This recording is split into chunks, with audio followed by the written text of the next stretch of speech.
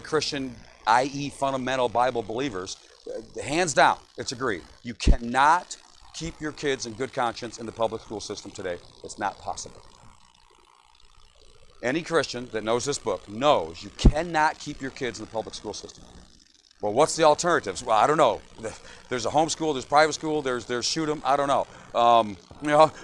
What is the answer? Well, the answer's not, but good conscience. As a dad, I am allowed to allow somebody else to teach my kids and to give them that. I'm allowed to do that. We're going to have to take care of this. Can somebody take care of that? Oh, hi, Steve.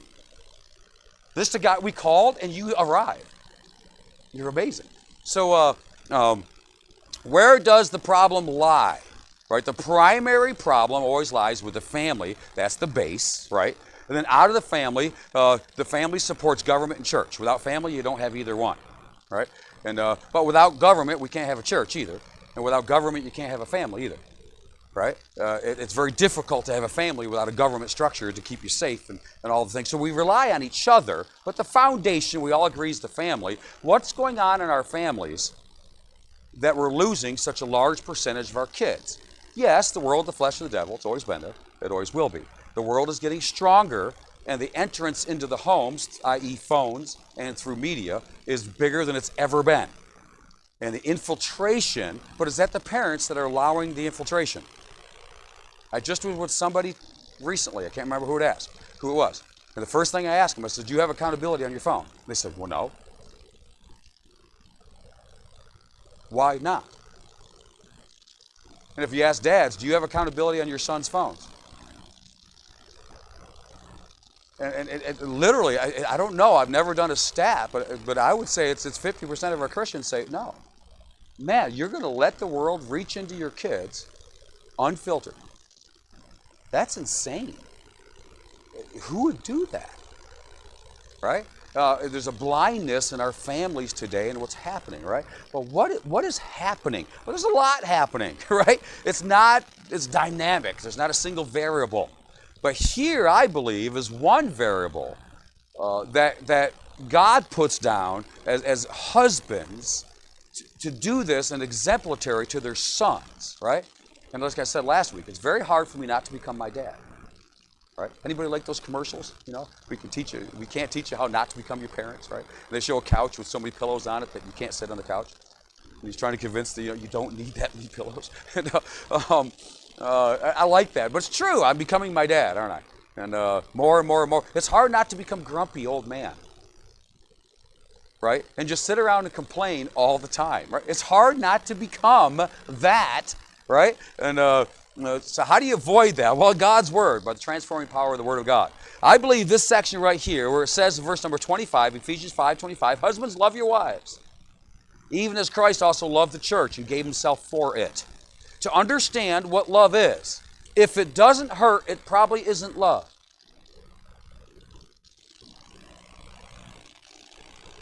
Right? If you say anything to a couple when they're premarital, why are you getting married? Right?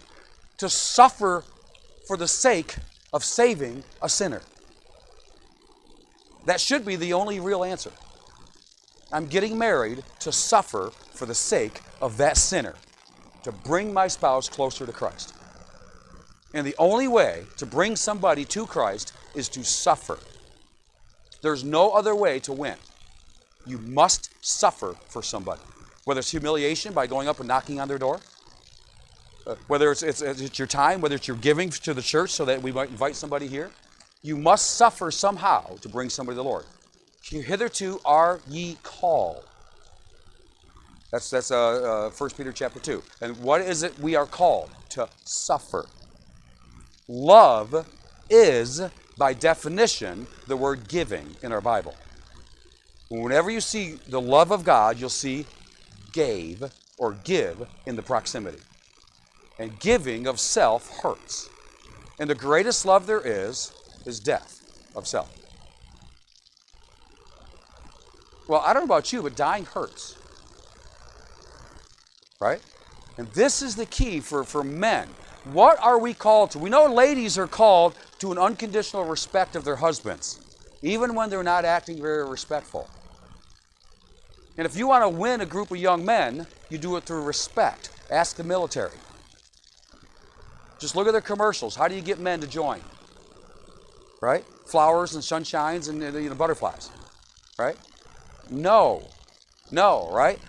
You show the man's man, scared of nothing, on top of the world, creating his own destiny with a rifle in his hand, scared of no one.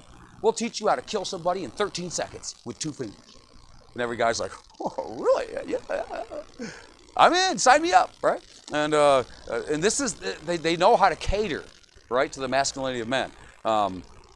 It says here to love our wives. Well, what is love? Well, first of all, let me tell you, it hurts. It hurts. And if it don't hurt, it's not love. Right? Okay. Anybody ever pay for college? Yeah. If it don't hurt, it ain't love, right? It hurts, right?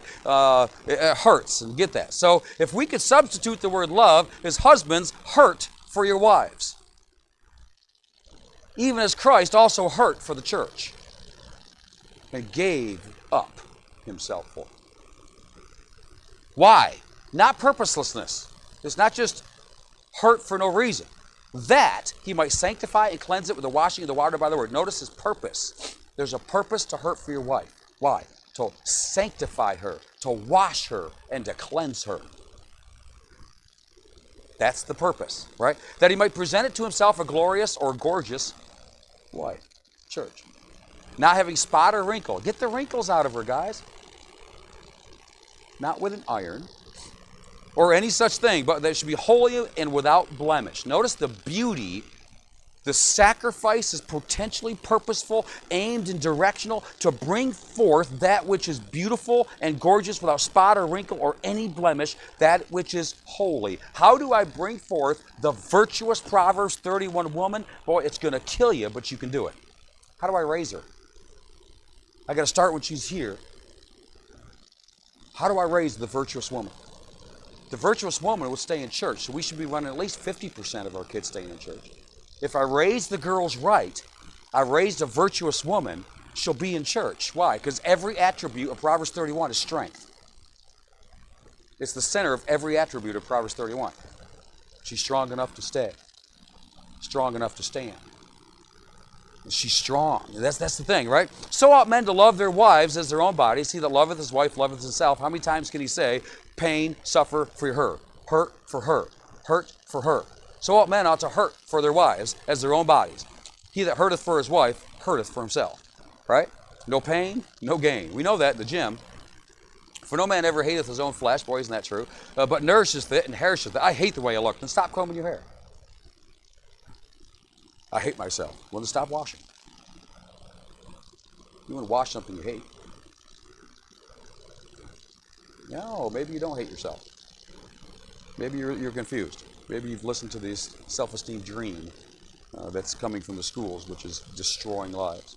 For we are members of his body, of his flesh, and of his blood. For this cause ought a man to leave his father and mother and to cleave unto his wife. This is talking about Christ and the church, and it's just a beautiful thing to understand. Bone of my bone, flesh of my flesh. That's a hypostatic union. That's Christ becoming a man. It's absolutely unbelievable, right? And they two shall be one flesh. Christ became a man. God became a man. That is absolutely a mystery beyond. That's why he says this is a great mystery. Amen? The hypostatic union, the greatest of all mysteries. But I speak concerning Christ and the church. Nevertheless, let every one of you in particular so love his wife even as himself. Kind of similar to the commandment, love your neighbor as yourself. Love your wife as yourself. Boy, if you've got a closest neighbor, who is it? Right? Man, it's your wife. Let's take a look at the slides here. And we'll jump into number 1. And I'm going to go quickly through these. I think they're kind of, you can say intuitive. They kind of speak for themselves. And there is a little plagiarism here tonight, I think. Some of these quotes I copied. They were so good in the book, I'm like, well, I think I'll just copy that one. And I'm like, that was good. It said it better than me. First slide. Husbands love, right? The one word that every husband should know. What is your first commandment in this marriage? Love, right? Now, without definition, it's meaningless, right? Nothing is dynamic until it is. Everybody say it together. Nothing is dynamic until it is specific. Ready? Go. Right. If you have no definition, what's love? It's a feeling in my stomach and it gives me butterflies. Well, no. If that's your definition, it's wrong. It makes me want to puke. No, that's not it. What is love? Okay? What is love? That's the key. What's next, brother? We're going to buzz through these. The honorable husband who wishes to turn things around must learn to respond to his wife's negativity. Okay, so listen, guys, if you want to turn, you're on the crazy cycle, right? And she is going to be negative. Women, now we skipped 20 slides talking about how women will use negativity and why they do it, right? To get away from the powerlessness of the doormat feeling. And oftentimes negativity is found to work, so therefore they use it, and it gives them the ability. Now they're good-willed women. They love their husband and want to change, but they know he won't see his own flaws. They have to help him, right? And this is why when I'm on the phone talking to the doctor and I'm setting something up, my wife is in the background correcting me on the dates and correcting things, or we're talking to somebody. And this is why oftentimes when I want to talk to somebody, I will step outside to where my wife's not. Why do men feel more comfortable talking outside of the presence of their wife than they do in the presence of their wife? Because their wife is constantly correcting. Why does she do that? Because she's evil. No, she's not evil. She loves him with all her heart, wants to see him shine. She's afraid that later it's going to come out, he's going to appear to be either an idiot or a liar. And she doesn't want him to appear that way. So she's going to correct him. But she's found that negative works, and he listens. And there's also, that's where the power lies. If she uses any other way, the power doesn't come into effect. And therefore he doesn't listen, so she becomes negative. Then when she becomes negative, the guy responds that it gets contempt, that seems to him to be contempt or disrespect, right? So he either absents himself, he disappears. At best, he just simply feels more comfortable somewhere else and doesn't even realize why it's happening. He wants to talk outside the presence of his wife instead of in the presence of his wife. He doesn't even realize why. At worst, right, he doesn't even want to come home, right? He's volunteering for overtime, right? They said, well, yeah, but it's without pay. He says, I don't care. Right? And that's the worst case scenario, right? So that's where that so when negativity comes, though, God says, love her. We don't understand, right? She's we'll get to the description later of what she is, right? And that's just going through the guy's mind, right? And we must learn to respond to the negativity, and it's not always just our wives. It might be your boss who's a female. Okay, this is common with women in relationships. Now, it's hardest in the marriage relationship because it's the closest relationship. Next would be father and daughter, because that's the next closest relationship. After that, it might be my mom outside now after I've been married. Sometimes mom comes first, right? These closer the relationship, the more difficult it is. All right, to understand. Now, distant relationships become easier because my emotions aren't involved. How do I respond to the negativity of my wife? Now, I have it easy because my wife is hardly ever negative. She's learned. She has learned through us guys doing this and going through that negativity is not, now she'll fall into it, right? Right? But if we could do it right, let's see what's next, brother. Foolishness. Trying the same things or saying the same things over and over, hoping for a different response. Well, I don't know. Every time she gets negative, I just leave the room. I don't understand. It just never seems to help. But I keep doing it. That's dumb. Okay? If it didn't work the first 412 times, what's the odds of it working 413th time? The odds are in my favor. I can't. No, it's not working. That's foolishness, right? That's craziness to do the same thing over and over and over. And in our relationship, we're just not happy. We haven't been happy for 5 years. Then why are you doing the same thing?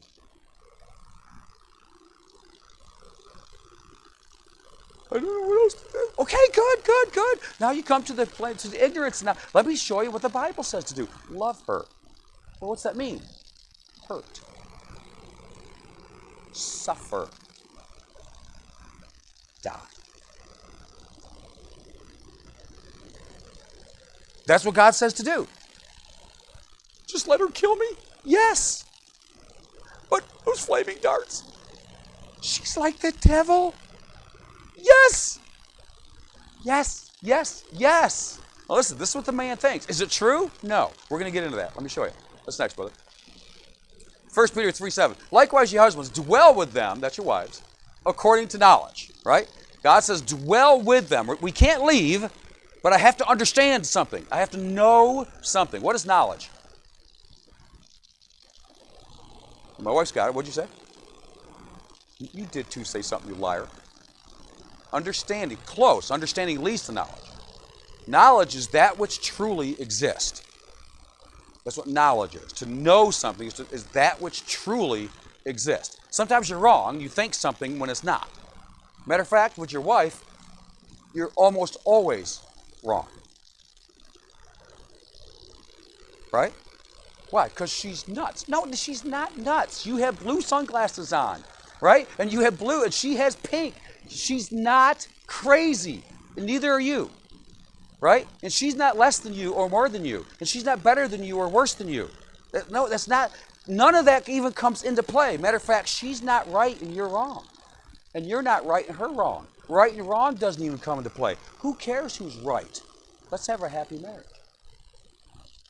Two people insisting to be right, they might as well just get the divorce papers now. Right? That's not what it's about, is it? It's not what it's about. What's next? All right. We must learn them and learn ourselves. I must learn this thing that God has created called female. Right? In the book I have called Understanding the Mind of a Woman by Nair, I think. Nar, is that his name? N-A-R. No, what is it? Understanding the Mind of a Woman, right? 7,000 blank pages. No, it's excellent book. The entire thing's not great, but probably about 7 of the chapters are really, really good. And to understand her, to understand a woman. One of the great chapters is if you ever have a woman doubting her salvation, what's the problem? This happened one time. A woman came to me and she was doubting her salvation. She was a soul winner. She was a dynamic Sunday school teacher. She was tremendous. Absolutely no reason to doubt salvation, knowing the scriptures, but she's struggling with her salvation. What was the problem? It was her husband. A husband can cause a woman to doubt her salvation. How? By neglecting her needs. And when he taught me that, I went and it came to me, and it was a while later, and I went and addressed it directly, and it was right on the money. She had no trouble with her salvation after I talked to her husband. Do you start to understand? Can we dwell with it? Can we know what a woman is? You better believe it. God's commanded you to. And since when does God command you and not give you the power? Your ignorance is not bliss. Oh, trust me. It's not bliss. We must learn them. Wait, go back there one, brother. Not quite to next. We must learn them and learn ourselves. What's going on in my heart right now? She's attacking me. Right? That's what I think is going on. I must learn myself. No, that's not true.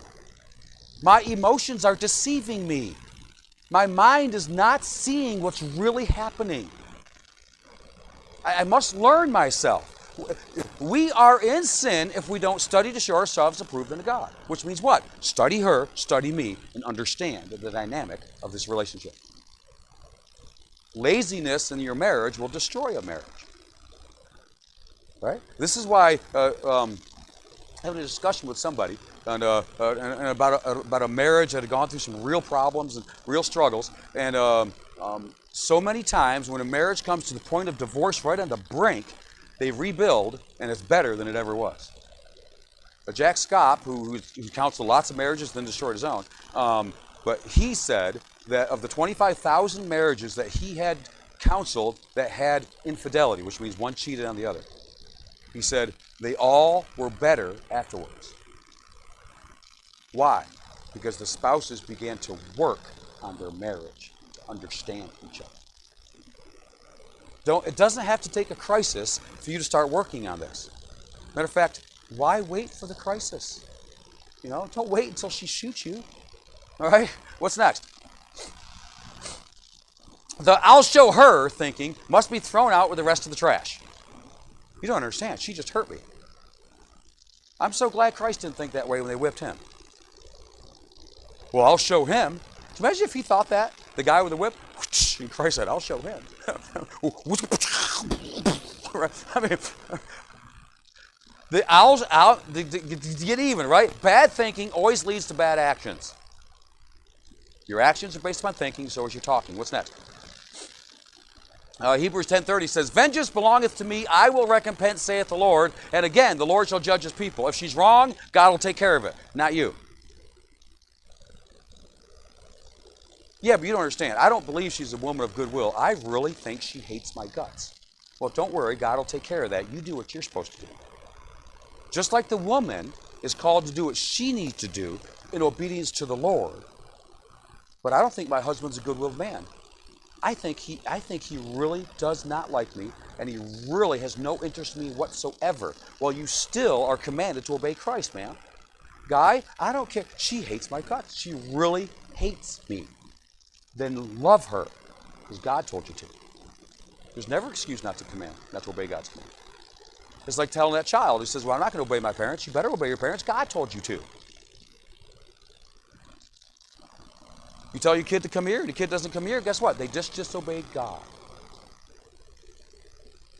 And a parent that's so lazy they won't go discipline is allowing that children to disobey God and suffer nothing for it.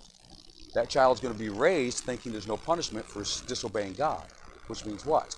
How are they going to act when they get older? I have to spank you. Why? Because God told me to. And if I don't spank you right now, I'm disobeying God. So I'm going to spank you right now. I don't want to, but I have to. God's commanded it. Now come here. And there'll be no kicking, and there'll be no screaming. You stay in control. This is going to hurt, but you can't allow pain to overcome you. Never let pain beat you. If pain overcomes your mind and your emotions overcome your ability to think rationally, you're never going to survive in this world. So you take this spanking, and don't you kick, and don't you scream. You can cry. Absolutely. You're going to cry. But stay in control. And that's how I taught my kids to handle pain and not lose their brain. And my kids can get hurt in some serious ways. Christopher walked up and punched Matthew right square in the face. And Matthew never got mad and never lost control. And him and Christopher stayed friends. Why? Because he learned how to take pain and not lose his brain. Because Dad spanked him the right way. Listen, friends, this isn't rocket science. We're training. This is what it's about. We're training myself. What's next? It's about, right? When feelings of contempt are high. This happens in our marriages, right? She is treating me like I'm free. Not my wife. This doesn't happen in my house, but she's treating me like I'm free, right? And what happens? When feelings of contempt are high and self-centeredness is obviously her problem, right? It's so obvious she is completely selfish and self-centered. This is all about her, and she's treating me like I'm a child, right? When she couldn't be any worse. What's next? Right? It's like, the Proverbs says, put your hand over your mouth. Right? Because what you're about to do, this is when men, what are we going to do? We're going to stonewall. Right? Well, I don't want to make things worse, so I'll just walk away. You just made things worse. Quiet. You just made things worse. My wife would say, no stonewalling. I said, I'm not stonewalling. I'm going to go get something out of the basement. I'll be back in 2 hours. And stop, right? When things are at their peak, guys, when you guys know what I'm talking about when you feel the rise? It's like this boiling, oozing lava that's rising up. And you can feel like your skin's turning red. It's not like the Hulk turning green. It's red. It's rising. It's like up to here. And you just feel, we talk about, I'm about to explode. Right? And you can feel it. The heat's on. The sweat's coming. You're just like, oh. Right? Now, hopefully, your wife can see at that point, right? Right? The bloodshot eyes, right? The hair running up. Ah! Right? At that moment, it's time to rein it in, guys. God has given you the power and therefore the responsibility to control your emotions. This is actually easier for a man than a woman. to bring back the logical mind. We stop right there. Right? Now what do we do next, Chuck? Your focus is on yourself at that moment. What is she feeling right now? How are those feelings generated? Why is she doing what she's doing? She's on the attack. She's treating me like a child. Right now she thinks I'm the most worthless piece of trash in the world, and she's telling everyone she can possibly acknowledge. What she just said on the phone to her friend about me, I can't believe what she just said. And you're about to kill her. Now focus. I'm focused on myself. I can't believe what's happening to me. Stop. That's self-centeredness. That's the opposite of love. Love her. Okay, love her.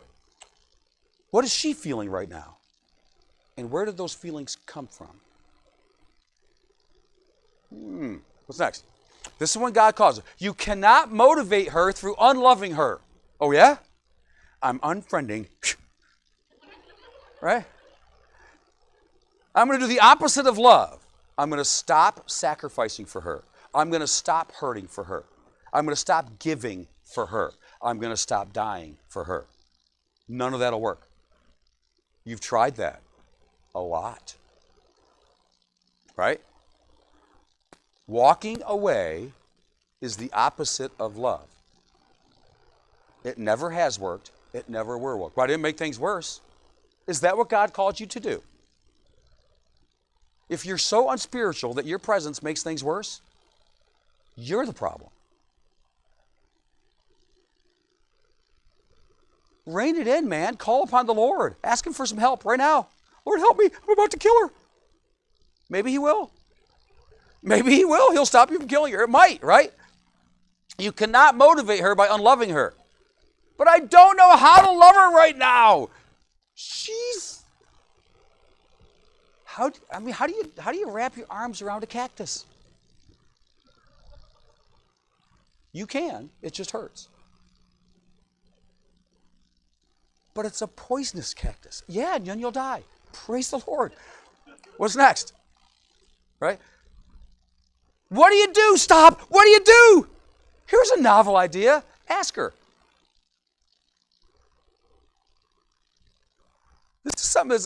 This is a novel thing that happens to guys. It's like, I don't know. Ask her. Sir, you never thought of that? Well, what is your wife feeling right now? Well, I don't know what she's feeling. I mean, she's in outer space. She's like, she won't stop. She won't stop. Well, what is she feeling? I don't know. Ask her. Huh? Ask her what she's feeling. Maybe she'll tell you. Ask her. That piece of advice is amazing, right? Right? But then I'd have to talk to her. Yeah, it might be amazing. What's next? You could say, honey, you are like a disrespectful black widow spider, using your venom to devour me. Now that's probably not the best approach, right? Right?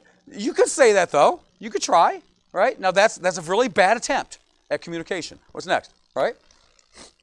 Personal attacks never work with anybody, especially her. Now, anybody familiar with ad hominem? Right, the logical fallacy of an ad hominem. What is it, Elliot? Right, ad hominem means at the man. So Elliot comes up with a good answer, and Elliot says something to me, and it doesn't really fit in what I'm saying, and it kind of defeats me. So I said, oh yeah? What can I say bad about Elliot, right? Oh yeah, well, you're single, what do you know? Now Elliot comes in with some great marital advice, right? And it kind of shoots down what I'm saying. I'm like, oh yeah, well, you're single. Well, what does that have to do with what he said? Does that mean what he said isn't true? See, what happens is when you lose an argument, you attack the person. Oh yeah, well, you're ugly. Your belly's getting bigger. And yeah, you can't even grow a decent beard. What does that have to do with the argument? It might. You know what you do when somebody does that? You always agree. Yeah, you're right. Yeah, exactly. You're right. Yeah, you're exactly right. Oh, yes, you're right. Now, about what I said, right? Listen, attacking, you black widow spider. Now, if you attack your wife personally, that will never help. You can't attack her personally. You can't attack, something, your nose is really getting big. Is that really going to help?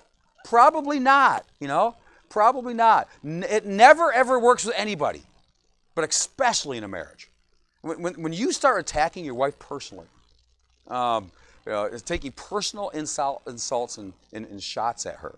And usually you'll hear these by the superlatives, right? Always and never and all the time, You're never nice to me. Is that really true? She's never, ever been nice to you. Not once.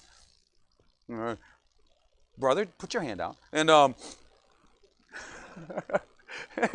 good, you got hit. I like it. And what's next, right? What's next, brother? And, all right.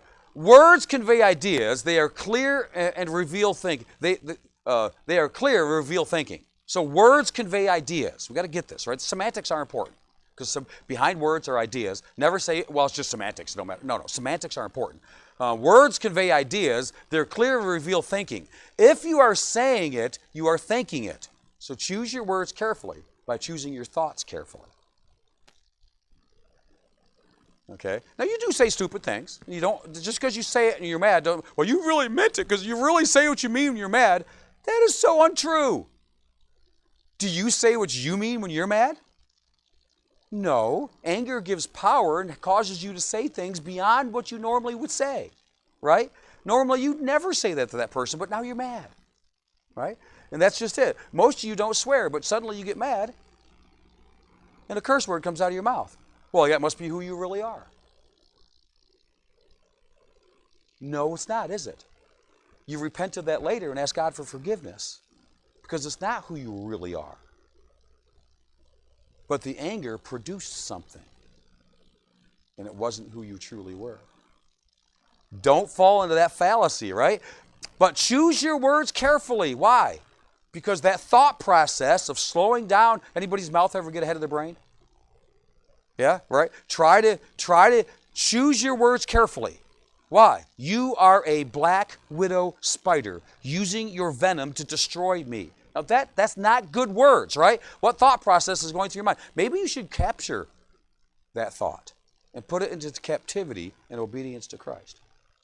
Oh wait, God called you to do that, didn't he? 2 Corinthians chapter 10. And if you don't, you're in sin.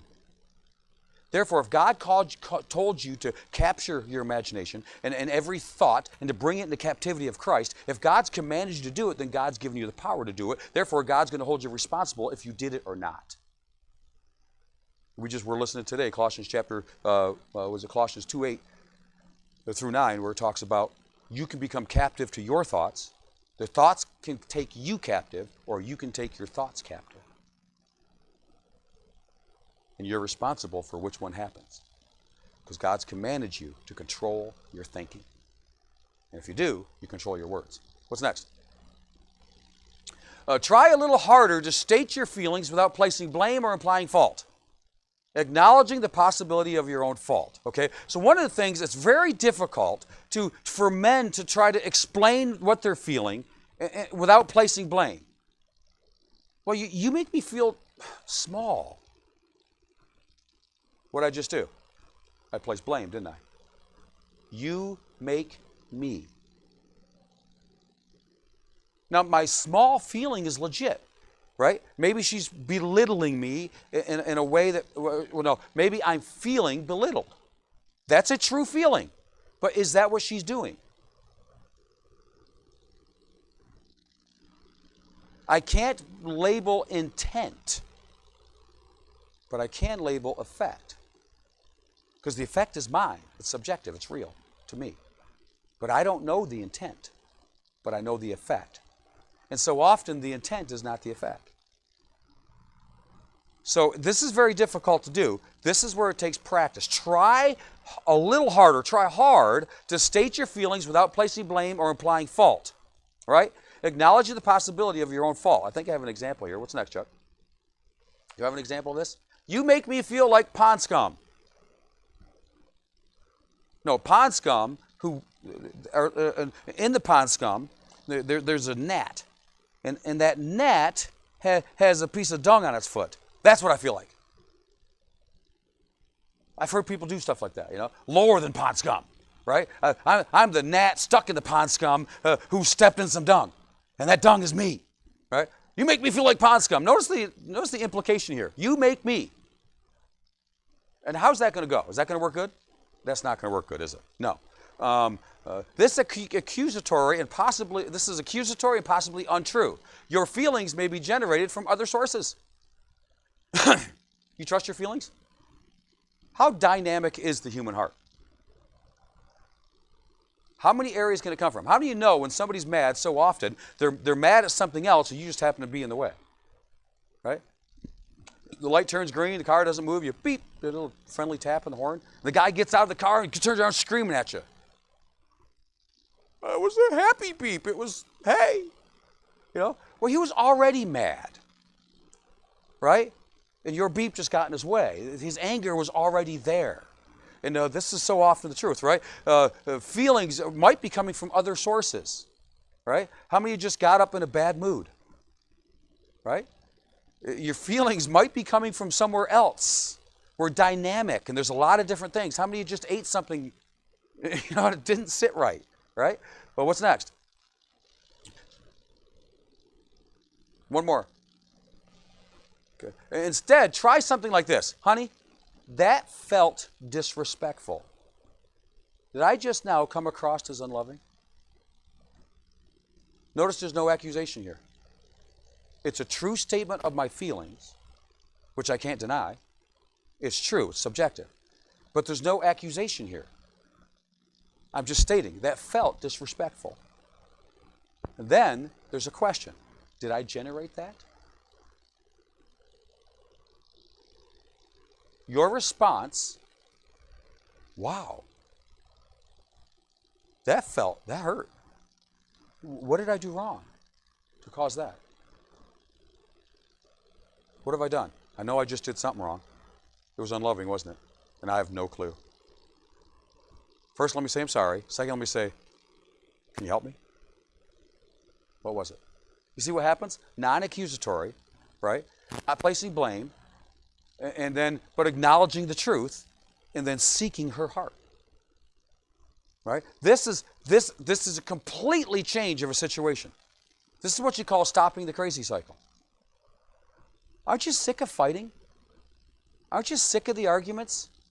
Aren't you tired of those? Steve's funny. Yes, right? How do you stop it? Right? What's next? This allows you to express your feelings without blaming your wife and raising her defenses even more. She's already can get defensive, but remember, whenever you're talking to somebody, when you approach somebody, let's say you want to witness to somebody, the first thing you want to do is lower somebody's defenses, right? Hey, you, stop right there, come here, and you run over to them. Are you going to be able to hand them a Bible tract now, right? I mean, they're already like, what? Now you're running at them, right? I mean, their defenses are up. You're like, dude, here, a Bible tract. I mean, right? We try to lower defenses, right? We try to have a nice smile on your face. You try to dress and act in a mannerism that lowers defenses. Hey, I'm just here for 10 seconds. I just wanted to stop here. You're my neighbor. I live down the road. I was visiting somebody down the road here, about 2 houses down, one of your neighbors, and I thought I'd just walk over. I'd never been here. I just wanted to say hi. My name's Dan Mills. I'm from the church down here at Bradford Baptist, and I'd like to invite you out. That's what us weird Christians do. You happen to know the Lord? You know Christ? You see, you lower the defenses. You let them know that she's only going to be there for a minute. This isn't a long conversation, just for a second. You're not here on purpose. You're here because you're visiting somebody down the road, and now you're just here to say hi, and you just want to let them know you've never been here before. You realize that, and then you got to say, hey, are you a Christian? And you lower defenses. Well, the same thing. You always want to try to lower defenses by blaming them. You make me feel. You instantly raise defenses. That's an attack. Well, if I'm attacked, I'm going to raise my defenses. And then what happens? You shoot back, right? You defend. And that's something that you got to watch out for, right? What's next? The goal is to express your feelings. So your wife is a pile of negativity and contempt for you, right? What's the goal right here? The goal is to express those feelings. They're real. She has made me feel like a 3-year-old. She's treating me like one of the children. Or what she just said to somebody else, or we were standing in public at church, we're heading out the door, and there's an example in the book, it might be this book, I don't know if it is, where a woman was invited to a friend's new house. And her husband go over to the new house to walk through it. And as they're walking through the house, they're coming down the stairs, the wife's, and they're looking around at the beautiful new home, and she looks and slaps her husband and says, "How come you can't provide something like this for me?" You want to talk about contempt to a man, right? Comparing your husband to other men in their ability. Well, I wish you could do that. Right? What do? You say, "Excuse me, babe, let me open that door." Right? I mean, that's what you feel like, right? What's my goal at that moment, right? She just, totally disrespected me. Holy cow. What do I do? Right? The goal is to express your feelings. Yes, we want to be able to tell my wife, but without, so this is good. No, go back. We didn't finish it yet. Not the truth of them or the rightness of them, only the existence of them. So the goal is to express your feelings, not the truth of your feelings. Just because they're here don't mean they're right. And not the rightness of them, only the existence of them. Now, Chuck, not the truth of them or the rightness of them. This is so important. Just because they're here don't mean they're true and don't mean they're right. Right? What's next? For some of you, they're a little slow. Not the truth of them or the rightness of them. But you don't understand. I know I'm right. She treated me like I'm 3. Why don't you just go after that, okay? And, but it's true. She really does this. No, you really feel this. That's true. Not that she does. And you're probably wrong. Most people who are hurt by somebody, the person that hurt their feelings never intended it. Yeah, but you know what they said about me. I just couldn't believe it. I came walking around the corner, I heard him talking, and what he said about me was terrible. Well, what did he say? Well, I heard him.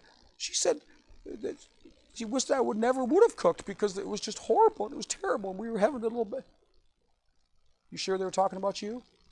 Well, yeah. How do you know? Because I know they were talking about me. Did they say your name? No. Are you sure they were talking about you? Are you sure they were talking about the bake-a-thon? Are they sure that they were even talking about, and it turns out, they're talking about somebody in their 3rd grade teacher who cooked who was terrible.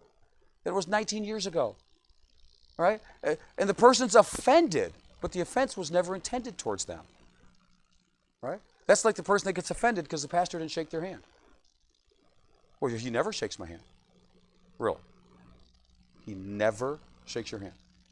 So why do you notice he didn't today? Well, I know he didn't just because he's just mad at me. Are you sure he's mad at you? Let's go ask the pastor. Pastor, are you mad at Mrs. John Doe? And the pastor goes, "Oh yeah, I hate her." Oh, dude, okay, man, you were right. But what's the most likely thing going to happen? He's going to be like, "What?" Well, somebody sitting in the pew says, "Oh, I can't believe he brought me up in the middle of the sermon." You're like, "Are you sure he brought you up?" Well, I know he was talking about that exact thing that I was talking to him earlier this week, and he was referring to it. You're like, "Are you sure?"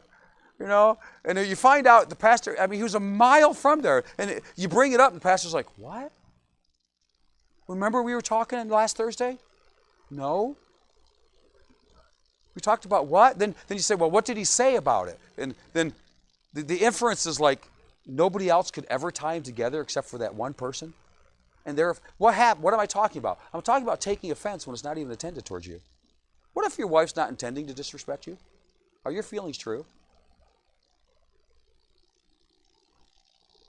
They're real, but are they true? Are they correct? Is that how she actually feels about you? Oh, yeah. Yeah, she thinks I'm 3.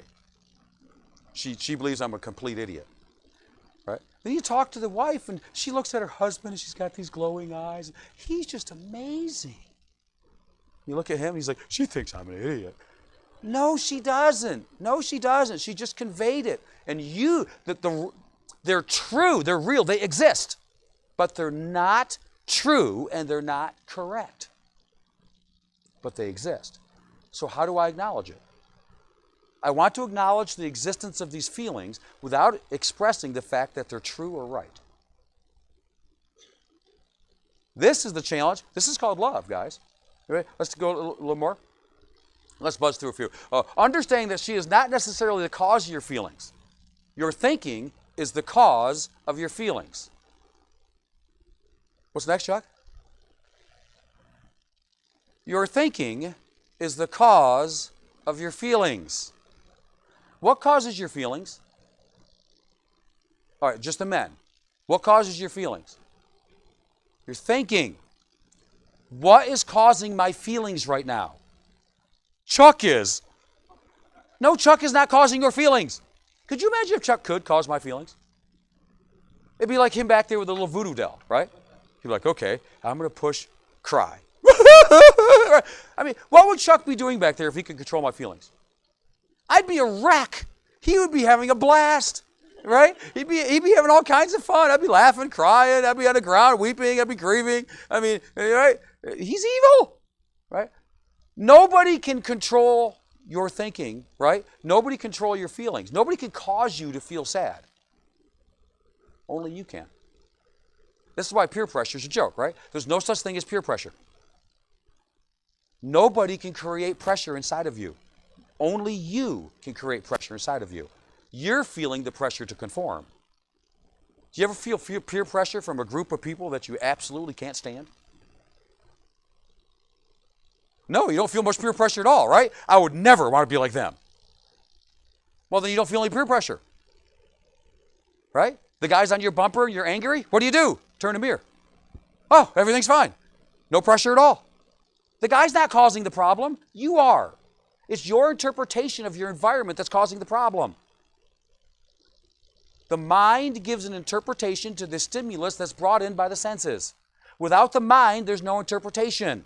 There's just electrical signals. The electrical signals come from my eyes or from my ears, and they come into my brain. They're just electrical signals on a panel flashing. It's my mind that gives them interpretation and translates them into the supernatural realm. This is the most amazing thing, and I know I haven't gotten into this far because y'all burned out in substance dualism, but if you understand the absolute unbelievable miracle of substance dualism is the ability for a physical being to take a physical event and translate it into a supernatural understanding and put it into a spiritual realm. God has created man in such a way that mankind can take something physical and transfer it into the spiritual world. Why? Because we're dual part. And God's intertwined the physical and the spiritual so closely together that we can literally take a physical event and transform it into something called love. And put it into the subjective realm. Oh, I tell you what God hath created, boy, I tell you what, it's absolutely phenomenal. Wow. Anyway, what's next? Your thinking is the cause of your feelings. Right? Change your thinking. Remember the blind guy? Right? 2 teenagers messing around, you're holding your coffee, boom, spill your coffee in your shirt. Right? You're going to deck them. You turn around, and it's a blind guy. Instant change of feelings. First, you're angry, you're going to kill those kids. You turn around, it's a blind guy. Feelings completely changed. What happened? Your brain controlled your feelings. Those kids didn't make you mad. Your interpretation of the environment made you mad. Right? Understand that. That's so key to life. What's next? Avoid making her feel as if she is always at fault. Now, I know none of you guys do this. You know, we never twist the situation to make her feel guilty. My friend, when I read this, my wife, she elbowed me. And I don't know why. I think she had a spasm. She obviously is not, right? She's not at fault for everything, right? Clarissa, what you doing? Nothing? Okay. Most of her problems are your fault, or at least your responsibility. Hey, sir, you married her. When you did, you took on the responsibility of fixing her. Ellie's like, stay single, brother. Yep. You wait till you get married, brother. I am going to just have so much fun. And can't wait. Can't wait. Welcome to your responsibility. Right? And it is. Right? If the husband's the head of the home, he's not responsible for anything that his wife is lacking. Right? He's the head, which means the source. If she's missing out on anything, if she doesn't understand her Bible, she doesn't know the books of the Bible, whose responsibility is it to fix it? If she's hurting, whose responsibility is it? If it's not your fault, it's at least your responsibility. Most likely it's your fault. What's next? Anger issues must be addressed quickly. Ephesians 4:26. This is not a marriage verse. This is a church verse. But we apply it to marriages. And I don't think the application is legit, right? Be angry. God says get mad. No, he doesn't say get mad, right? Be angry. He recognizes that there's times that you can't control that, right? You're driving down the road and you see this nice little 8-year-old girl getting beat up by two 16-year-old boys. Be angry, right? I'm stopping that car and I'm getting out, right? Until she does a double backflip and kills them both, right? Oh, okay, right? No, right? There's a righteous anger, right? Jesus was angry. And it says Jesus was angry, looked upon them with anger, being grieved, right? There's a righteous anger, but God says be angry and sin not, let not the sun go down in your wrath. What's that mean? Deal with it quickly, right? It should be dealt with quickly. That's the idea. Well, don't ever let the sun go down. My goodness, we're arguing. It's midnight, but we got to stay up till 4 and finish this because God says don't let the sun go down. Hey, the sun's already down. You're okay. I like literal interpretations, and if you want to take that literally, I'm just picking on you. That's fine. Do that. But listen, the general input of this is take care of it quickly. Take care of it quickly. Don't let it stew, right? If you get cut and you get a piece of rusty iron inside your arm, just ignore it. It'll be fine. Right? Right? Because time heals all wounds. No, time doesn't heal a wound until you remove the wounding agent. Once you remove the wounding agent and sterilize the wound, it begins to heal, but it's still sore. If you never remove the wounding agent, it won't heal, it'll fester. And it gets much worse. How do you remove the wounding agent? Never remember me teaching? There's two people. I'm mad at her. That's a picture a fish hook stuck in my arm with fishing line running to her arm. And every time she moves, ouch, it pulls on the hook. Right? What does God say to do? God says, forgive her. What happens when I forgive her from the heart? I remove the hook. Now what happens? Healing starts. But it still hurts. Of course it still hurts. But time will heal the wound. But if you didn't forgive her, it's just going to fester. And every time she moves, I feel the pain. You ever have somebody you walk by and just the sight of them makes you mad? You're bitter. Well, no, everything's fine. I just avoid that person at church. You're bitter. And that person's controlling you. And there's a line, invisible line, hooked between the two of you. And it's a rusty fish hook. And it's going to fester, and it's going to destroy your faith. You better forgive them. If you ever want to be free, there's only one path to freedom, and that's forgiveness.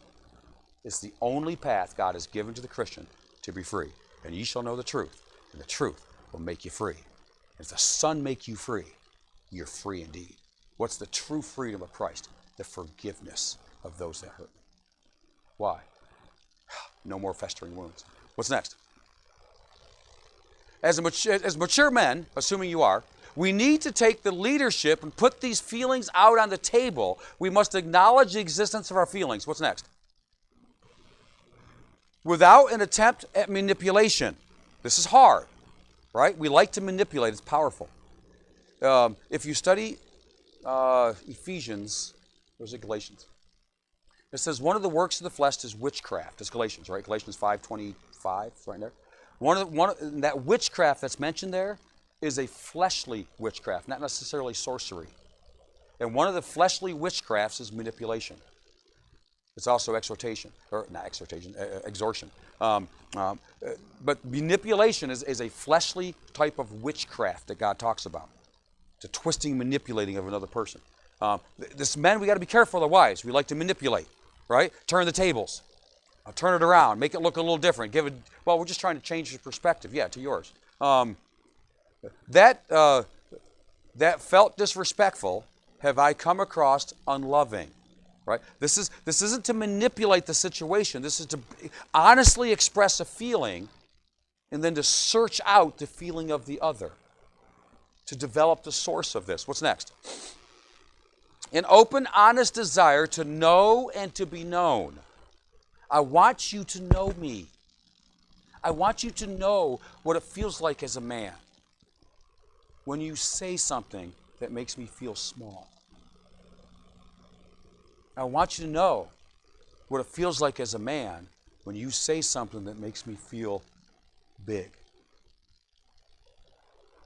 I want you to know me, and I want to know you. If you know anything, this is what a relationship is built on. And if a man can master this, he can build any relationship. I want my daughters to know me intimately in my heart and what makes Dad tick, and I want to know what makes them tick. I want to know each other on a relationship level that is deep, and that wins your girls. You see? And that's what it's about, right? I'm not trying to manipulate. It's honest. I want to know, and I want them to know. This is the key. It's humble. It is a humbling time, and it's difficult to start, and it's awkward. All right, kids, free time. We're on our way home. We're coming home from church. It's free time. Say anything you want. Ready? How am I doing as a father? Go. Stephanie, sweet as pie. Eli, quiet. Matthew and Brittany, brutal. Brutal. Well, Dad, here's where you're failing. Brittany was always the one that said, Dad, you need to discipline more. She'd say that. You're getting slack. She'd recognize the problem. Right? What is this? This is a sincere desire of the dad. Kids, how do you see your father? That's hard. But I want them to know, and I want to know them. And it's awkward, and it's humbling. And it's even more awkward with your wife. It's just weird, and it's scary. Why? Because she's evil. You know that. She's not evil. She loves you with all her heart. God says her desire shall be to her husband. She wants to see you shine. She thinks the world of you, but you just don't believe it.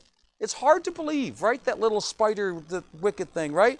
Really loves you, right? It's hard to get this through. So what's next? Let's go quickly. Through desire, a man having separated himself seeketh and meddleth in all wisdom. That desire to know and to be known, the greatest desire of the human heart. That's somebody that truly knows me, and I know them. The greatest fulfilling of the human heart that can be between two people is a true and sure knowledge of each other. Why do kids run away from home? They don't even know who I am. You hear that from teenagers a lot about their parents. And are they right? Quite often, right? How many kids are living a secret life? Their parents have no idea what they truly act like in school. Right?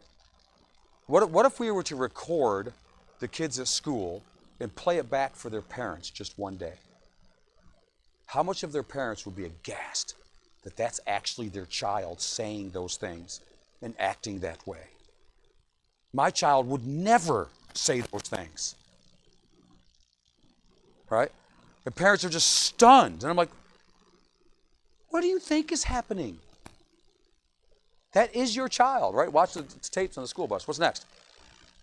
Love and respect. Talk takes guts. We're going to finish here, right? This is the end, right? This is slide 311. All right, let me just read this to you, and we're done for the night.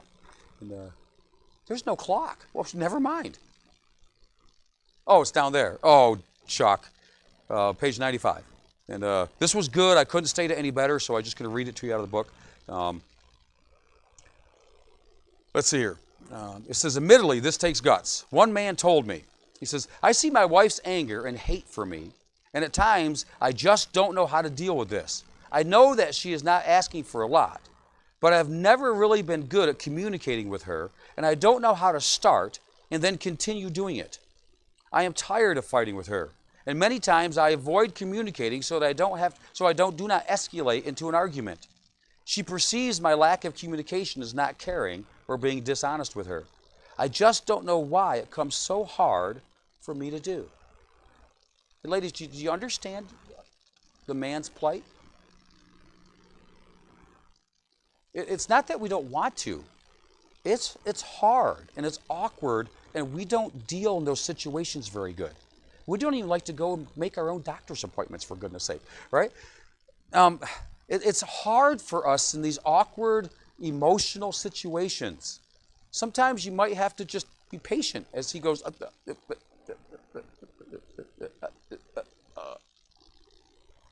Don't finish his sentences. Let him try. Let him try, right? Our disagreements, another man put it this way, our disagreements are centered on her emotional outburst and my lack of emotion. That sounds like a lot of homes. I love my wife and consider myself emotional about her. However, I try not to allow emotion to control me. I believe love is expressed with actions and not with reactions. I do love the emotion my wife has, and I know God has us together to love and to respect each other as we seek to glorify Him, but I struggle when my wife justifies her behavior as an uncontrollable emotional reaction. I'm not looking for something to condemn her with. Instead, I would like to handle this. You see, listen, this is so much of what true men are feeling. They want to. There's a desire, but there's a lack of understanding, and it's awkward, and they don't know how to start, and it takes some guts to get into it, and it's hard. And one of the things I would say to a wife, never, ever, or to a mom, mock the attempt of a man to do it. You might as well just slap him in the face and kick him out the door and say, don't ever love me again. Don't ever mock him as he tries. Don't ever mock as he tries to have a conversation about these things. And it's pretty amazing. He says here, I advise men not to avoid conflict if they want to make their marriages work. And that's going to be in the next slides coming up. You can't be avoiding conflict if you want your marriage to work. Right? Right? You're the conflict solver, not the conflict avoider. All right? If you want to avoid conflict, stay single. Some of you say it's too late, right? No, we're entering it. There will be conflict. You can't be the avoider of conflict. You're the solver of it. But you're the mature one. You're going to walk in the Lord. And what's it going to do? It's going to hurt like crazy. It's going to be painful. It's going to be hard, and you're going to suffer. Why? Because that's the definition of love. Husbands, love your wife. Which means what? Hurt some more, and hurt some more. You're going to take jabs, you're going to take darts, you're going to take mocking, you're going to take absurd things said, you're going to take belittling, you're going to take rudeness, you're going to take everything that she can give, and you're going to stay, and you're going to take it without revenge. Why? Because you love her. God's commanded you to hurt for her. Because you're going to find out something that's amazing. When she's done spewing the venom and throwing the fiery darts and the gasoline and the torches and lynching you, when she's done, she's going to love you like crazy. She's going to think you're the greatest thing in the world. And you're going to have no idea what you just did. But she'll put her arms around you. Why? because you just expressed love in a way that she's never seen before. Because nobody else will ever put up with it. But he did. And he didn't. He just stood there. He took it from her. That's love, right? Husbands, love your wives as Christ loved the church and gave himself for it, for a purpose that he might sanctify it by the washing of the word. And he might present to himself a glorious church, not having spot or wrinkle. Come on, guys. We got a goal, all right? This is good. It's good stuff. All right, let's go home. Let's pray and buy the book. Read it. Buy the next edition and don't read it. You already read it, but we got the next edition and haven't read it yet, right? So he wrote a second book coming out. What was the name of it? Before you hit send. Oh, I thought it was before you hit her. Okay, no. Before you hit send. Before you hit send. And that's a good one, right? That's before you text that. Let's stop. Thanks. So, Jessica had already read that one. She said the second one was very good too. So, we have an Audible, and maybe we'll read it together because I don't have it on my phone. Get this stuff and read it. If you are married or intending to get married someday, get a marriage book and read it. There's 100,000 Christian books on marriage. There's probably more now. That's a pretty old stat. If you read one, you don't like it, throw it away. There's 999,999 more to choose from. Okay? And there's literally hundreds and hundreds of decent, good books on marriage that'll help you. Put one down on the back of a commode or put it on the headboard. Read a chapter a month. And I would still say investing in that book. I bought it for somebody recently. Nair, N-A-R-R, I think it's his name, on Understanding the Mind of a Woman. You can just put that in, Understanding the Mind of a Woman. And it's a green book. And what was that? No, wasn't him. It wasn't that reason. Maybe it was. I don't know. I don't know who it was for. I have no clue. I'll buy you one if you want one, if you'll read it. And Understanding the Mind of a Woman. It's a very, very good book to really help a man and a father. But I'm going to go so far as a grandpa too. Yeah, I don't think we're exempt. I don't know about great grandpas. Maybe they're getting too far away. But let's go home. God of heaven, thank you, Lord, for just the chance to come here and to open up the Bible, to put to practical application some truths from Scripture, what it means to love this woman. And God, would you help me to love my wife the way I ought to love my wife, in a way that's pleasing unto the Lord, which means the sacrificing of myself upon an altar, a living sacrifice, holy and acceptable unto God. And it's just my reasonable service. And God, if I obey the commandments of the Lord, as Joe said this morning, to be under the thumb of God is a blessed place. For these commandments you haven't given to us, Lord, but for our goodness and for our happiness and for our joy. And you have led us in the way of righteousness. So, Lord, I pray for men as we attempt to take the way of righteousness, in obedience to God's commandment, to love our wives in a sacrificial love that means a lot of pain, but results in something glorious. Thank you, Lord, for divorce-proofing our marriages. In Jesus' name, amen.